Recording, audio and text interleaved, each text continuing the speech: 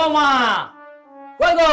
আরে কি হলো, কি চিল্লাচ্ছিস কেন বল? আমাকে কালকে 4খানা বই কিনে এনে দিবা, আমার বইগুলো সব ছিঁড়ে গিয়েছে, দিদিমণি বলছি। কদিন আগেই তো তোকে বই কিনে এনে দিলাম, আমার বইগুলো ছিঁড়েও ফেলেছিস। তা ছিঁড়বে না, আমি সবার থেকে তো বেশি পড়ি না, ওই জন্য ছিঁড়ে যায়। বেশি পড়লে বই আবার ছিঁড়ে যায়। আচ্ছা ঠিক আছে, কই গো শুনছো? কি হয়েছে বলো, কি খবর হবে? আমার বই ছিঁড়ে গিয়েছে। হ্যাঁ বই তো ছিড়বে, বই ছিড়বে না? কবে থেকে বলছে একটা নাম্বার আনতে, নাম্বারটা তো আনতে পারছো না, ওই বসে বসে বইগুলো ছেড়ো।